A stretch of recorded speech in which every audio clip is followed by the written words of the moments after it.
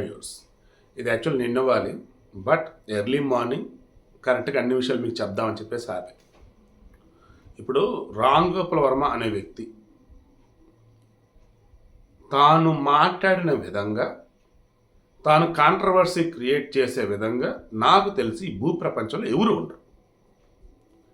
అయితే ఇతనిని నానా రకాలుగా మాట్లాడిన వాళ్ళు, తిట్టిన వాళ్ళు కుప్పలు ఉన్నారు.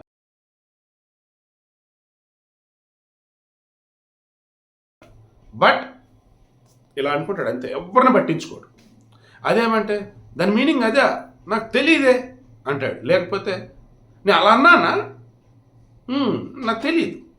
ఇలా అంటే నేను అంట వాలంటీర్ వదిలేంట్రా బాబు అన్నట్టు అనుకుంటాడు. అయితే నేను పట్టించుకుంటా, నాకు పట్టించుకున్న టైం వేస్ట్ రా బాబు అనుకుంటాడు. నన్ను ఎవడైనా ఏదైనా అనుకోని నాకు ఊడేదేమిలే పోయేదేమిలే, నేను ఇంతే, నాకు నేను కరెక్ట్గా ఉన్నా అనుకుంటాడు. నా లైఫ్ని ఎంజాయ్ చేస్తున్నా అనుకుంటాడు.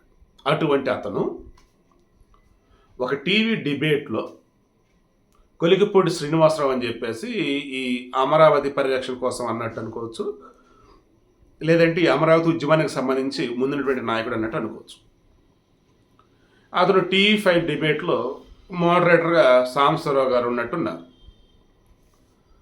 అందులో ఇంకా మాట్లాడుతున్న మూమెంట్లో ఈ రామ్ గోపాల్ వర్మ అనేవాడు సమాజానికి పట్టిన చీడ పురుగు, వాడి వల్ల ఈ సమాజం సర్వనాశనం అయిపోతా ఉంది.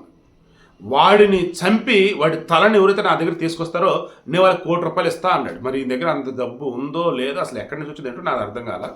సరే అన్నాడు. అప్పుడు ఆబ్వియస్లీ మోడరేటర్, అఫ్కోర్స్ గతంలో నేను మోడరేటర్ చేస్తున్నట్టు నేను చెప్తున్నాను, ఇమీడియట్ స్టేట్మెంట్స్ అవతల వాళ్ళ నుంచి వస్తే 80% ఒక మోడరేటర్, ఒక యాంకర్ సైలెంట్గా ఉండకూడదు. సో అతను వద్దండి, మీ మాట వెనక్కి తీసుకోండి, అలా అనకూడదండి అని ఆయన సాంబశివరావు అన్నాడు. బట్ అవతల కొలికిపూడి శ్రీనివాసరావు ఏంటి, నేను రిటర్న్ తీసుకోనండి, నా మాట కట్టుబడి ఉన్నా, ఎవరు రామ్ గోపాల్ వర్మని చంపి తల తీసుకొస్తే వాళ్ళు ₹1,00,00,000 ఇస్తా అని దాన్ని రిపీట్ చేశాను. దాంతో ఇక ఇప్పుడు రామ్ గోపాల్ వర్మ ఏమంటున్నాడు, వాంటెడ్గా కావాలని ఆ డిబేట్లో రెచ్చగొట్టి అతని చేత అనిపించింది ఆ యాంకర్ సాంబశివరావు. అండ్ పబ్లిక్గా అందరి ముందు ఏమాత్రం భయాలేమీ లేకుండా ఒక మనిషిని చంపి వచ్చినోడికి ₹1,00,00,000 అని చెప్పేసి ప్రకటించేసి నాకు ముప్పుని చేజెత్తర కొని తెచ్చే విధంగా చేశాడు ఆ శ్రీనివాసరావు. వీళ్ళ మీద మీరు ఇదిగో వీడియో పెడుతున్నా, ఇదే నా కేసు అనుకుని తీసుకోండి, నేను రేపు వచ్చి మిమ్మల్ని కలుస్తా అన్నాడు. ఈలోపు ఏమైంది, ఆల్రెడీ అంతకుముందే ఈ రామ్ గోపాల్ వర్మ ఆఫీసో ఇల్లు మరి ఏదో మొత్తం ఒకచోట ఉంటాడు అనుకుంటా, ఆడ కొంతమంది వచ్చి నినాదాలు చేస్తూ వ్యూహం సినిమా మాత్రం రిలీజ్ చేయొద్దు, మేము ఊరికే మధ్యన ఇదని చెప్పేసి హడావుడి ఇంకా తగలబెడతా ఏదో చేశారు. ఈలో పోలీసు వచ్చి గెట్టులెట్టి వెళ్ళిపోయారు. బట్ ఇది రామ్ గోపాల్ వర్మ దగ్గర ఉన్న వీడియోలు తీస్తారు, అదంతా వీడియో తీసేసి దాన్ని ఇదిగో మీ కుక్కలు వచ్చాయని, మీ వాళ్ళు వచ్చారని, అదని ఇదే చంద్రబాబుని, లోకేష్ని, పవన్ కళ్యాణ్ నానా రీతిగా ఈ రామ్ గోపాల్ వర్మ హడావుడి చేసేసాడు. ఎప్పుడైతే ఈ వ్యూహం సినిమాకు సంబంధించి బజ్ క్రియేట్ కావట్లేదు, మొన్న ప్రీ రిలీజ్ ఈవెంట్ పెట్టేసరి అట్టర్ ఫ్లాప్, అది మొత్తం వైసీపీ వాళ్ళే స్టేజ్ మీద, రామ్ గోపాల్ వర్మ మధ్యలో. జనానికి అర్థమైపోయింది, లక్ష్మీ సెంటర్ అని చెప్పేసి 2019 ఎన్నికల ముందు తీశాడు, ఇదిగో ఇప్పుడు ఇది మొత్తం జగన్ కోసమే, జగన్ వల్ల ఆల్రెడీ మేము పడుతున్న బాధలు చాలు, మళ్ళీ ఇదొకటి అని చెప్పేసి జనాలు ఇంట్రెస్ట్ చూపట్లేదు. ఆల్రెడీ జనాలు విరక్త కలిగి ఉన్నారు, రకంగా చెప్పండి, నువ్వు ఓపికగా మాట్లాడుతున్నా, విరక్త కలిగి ఉన్నారు. ఏ రకంగా అడ్డదిడ్డగా ఉన్నటువంటి రోడ్ల వల్ల కానీ, మితిమీరిన పన్నుల వల్ల కానీ, జాబులు లేకపోవటం కానీ, మద్యపాన నిషేధం అని చెప్పేసి మద్యాన్ని ఎరువులే పారించడం కానీ, మెగా డిఎస్ లేకపోవటం కానీ, అండ్ అడ్డదిడ్డంగా వీళ్ళు సమాధానం చెప్పటం కానీ అడిగితే, అండ్ మరో అంగన్వాడీ సమ్మె, ఇప్పుడు వచ్చేసి కస్తూర్బా మహిళా స్కూళ్ళల్లో వాళ్ళు టీచర్ల సమ్మె, మున్సిపల్ కార్మికులు, ఇవన్నీ చూసి జనాలు బాబోయ్ వద్ది పరిపాలన అనుకుంటా ఉన్నారు. దాంతో ఈ సినిమాని ఆదరించే విధంగా ఎక్కడ కనిపించట్లేదు. దాంతో ఇక దీనికి బజ్ క్రియేట్ చేయాలన్నా, సినిమాని హైప్ చేయాలన్నా ఎలా అంటే రామ్ గోపాల్ వర్మ అనుకుంటూ ఉంటే, ఇదిగో వచ్చి మరలా చేతులారా వీళ్ళే ఆయన హెల్ప్ చేస్తా ఉన్నారు. ఎవరురా అంటే అలా వదిలేయకుండా వచ్చి సీరియస్గా రామ్ గోపాల్ వర్మని చంపుతామనటం కావచ్చు, ఆ ఆఫీస్ మీద దాడి చేస్తామనటం కావచ్చు, వ్యూహం సినిమా ఆపమంచి అవ్వటం కావచ్చు, వీళ్ళు కానీ స్టూడియోలో ఉండేసి ఆ కొలికిపూడి శ్రీనివాస ఏకంగా తల తీసుకొచ్చినోడికి ₹1,00,00,000 ఇస్తామన్నట్టు. కానీ అలాంటప్పుడు ఇక రామ్ గోపాల్ వర్మ ఎలా ఊరుకుంటాడు? ఇష్యూ జరిగింది హైదరాబాద్లో, కానీ ఈ సినిమాకి జనాలు చూసేది కానీ, రేటింగ్లు కానీ, పైసలు కానీ మొత్తం వచ్చేది ఏపీలో. ఎందుకంటే ఇది మొత్తం కూడా అక్కడ దానికి సంబంధించి జగన్మోహన్ రెడ్డికి సంబంధించి, ఇక్కడ అందరూ చూసేవాళ్ళు అంత తక్కువ తెలంగాణలో.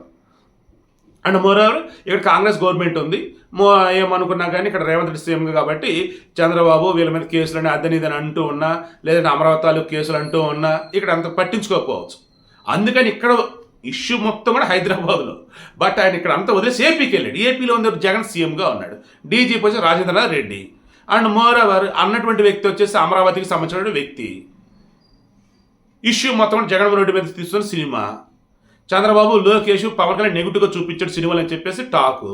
ఇవన్నీ కూడా కలగలిపినప్పుడు ఇతనికి ఏదైనా హెల్ప్ చేయగలిగినా, అండ్ రాంగోపురం నిజంగా చంపబోతే కాపాడుకున్నా, ఇప్పుడు రాంగోపురం చంపుతా అని చెప్పేసి అంటున్న వాళ్ళ మీద, ఆయన కార్యాలయం మీద దాడులు కూర్చోవడం మీద ఒకవేళ అరెస్ట్ చేసి లోపల వేయాలన్నా, వాళ్ళు విచారణ పిలవాలని, ఇవన్నీ చేయాల్సింది ఏపీ వాళ్ళే.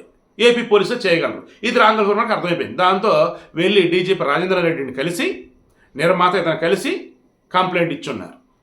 నన్ను చంపుతారు వాళ్ళని అరెస్ట్ చేయండి, అండ్ అటువంటి వాళ్ళు అసలు బయట తిరగనివ్వద్దు, వాళ్ళు కనుక బయట కనుక తిరిగారంటే ఇక చెలరేగిపోతారు, చంపటాలు ఈ రకంగా హడావిడి అని చెప్పేసి. ఇది ఒకనాడు రాంగోపాల్ వర్మ అనేబడే వ్యక్తి మాట్లాడిన మాటలు, అండ్ రీసెంట్గా ఈ వ్యూహానికి సంబంధించి కూడా ఆ పోస్టర్ ఏదో పెడుతూ అందులో వచ్చేసి కుక్కలుగా పెట్టి, ఒకటి చంద్రబాబు, ఒకటి లోకేష్, ఒకటి పవన్ కళ్యాణ్ చెప్పేసి ఆ కుక్కలు వెళ్తున్నట్టు పెట్టి ఓపెన్గా ఇదే రాంగోపాల్ వర్మ తన ట్విట్టర్ అకౌంట్లోనే పెట్టాడు. మరి దాన్ని ఏమనాలి? ఎవరు పట్టించుకోవట్లా, కేసులు ఎవరు వేయట్లా. నేను మరలా స్టార్టింగ్ చెప్పా, రాంగోపాల్ వర్మ అడ్డదిడ్డగా బిహేవ్ చేస్తాడు, అవతల వాళ్ళు కూడా అదే విధంగా బిహేవ్ చేస్తారు. ఏ రోజు రాంగోపాల్ వర్మ వాళ్ళ మీద కేసులు పెట్టలా, అవతల రోజు రాంగోపాల్ వర్మ కేసులు పెట్టలా. ఇక తిట్టుకోవటం, అరుచుకోవడం ఇవన్నీ నార్మల్ అనుకున్నారు. బట్ ఇప్పుడేంటి, ఈయన కేసు పెట్టాడు. ఎందుకు కేసు పెట్టాడు? సినిమా హైప్ రావాలి, సినిమా గురించి జనాలు మాట్లాడుకోవాలి, ఈ సినిమా టాపిక్ మొత్తం నానాలి. ఎందుకు?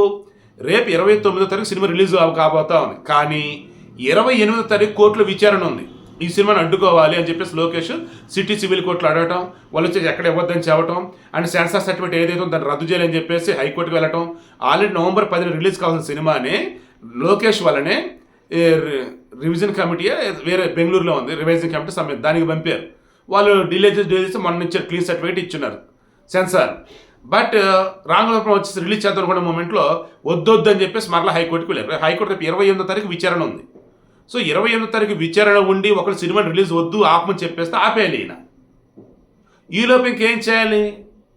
సినిమాకి సంబంధించి రావాల్సిన పబ్లిసిటీ మొత్తం వచ్చేలా చేసుకోవాలి. ఒకవేళ సినిమా రిలీజ్ కాకపోయినా తను అనుకున్నది రీచ్ అయ్యేటట్టు చూసుకోవాలి. ఒకవేళ రిలీజ్ కనుక అయితే సూపర్, ఇంకా డబుల్ 100% పబ్లిసిటీ వచ్చినట్టే. సో రాంగోపాల్ అనే వ్యక్తి తనని తిడుతూ ఉన్నా, తనని ఎవరైనా కొడుతున్నా, తనని ఎవరు ఏదైనా చేయని పబ్లిసిటీ రావాలి. తను అనుకున్నది ఎవరికైతే చేరాలో వాళ్ళకి చేరాలి, అంతే. అదే వేలో ఈ వ్యూహానికి సంబంధించి పబ్లిసిటీ పీక్ చేస్తూ ఉన్నాడు. రేపు 25వ తారీఖు కోర్టులో తీర్పు వచ్చే దాని మీద బట్టి సినిమా రిలీజ్ అయ్యేది కాంది తెలుస్తుంది. కానీ ఈలోపు సినిమా మాత్రం ప్రమోషన్ పీక్స్ ఉండేలా చూసుకుంటున్నాడు, రూపాయి ఖర్చు కూడా లేకుండా. కేవలం తన మీద ఎవరైతే అటాక్ చేస్తామని అంటున్నారో, తనని ఎవరైతే చంపాలి అని చెప్పేసి అంటున్నాడో వాళ్ళందరి మీద కేసులు పెట్టేసి, అండ్ వీళ్ళంతా కూడా టీడీపీ తొత్తులు, జనసేన తొత్తులు అంటూ అటు చంద్రబాబుని, లోకేష్ని, పవన్ కళ్యాణ్ మరలా తీసుకొచ్చి, ఇదిగో వాళ్ళ గురించి నేను సినిమాలో చెప్పింది ఏదైతే ఉందో అది చూడకుండా కూడా నేనేదో అలా అన్నాను ఇలా అని చెప్పేసి హడావుడి చేస్తే ఏంటిది అని చెప్పేసి అలా కానీ, ఇంకా వేరేలా కానీ రాంగోపాల్ ఏం మాట్లాడుతుంటే ఆయనకి తెలుసు కదా.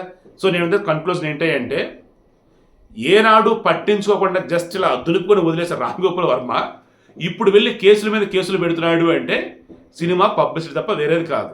ఆఫ్ కోర్స్ ఏపీ పోలీసులు వచ్చి దీని వెనుక టీడీపీ నాయకులు, జనసేన నాయకులు ఉన్నారని ఏమాత్రం హింట్ దొరికినా అసలు వాళ్ళ మీద కేసులు పెట్టి మళ్ళీ అదో పెద్ద రచ్చ.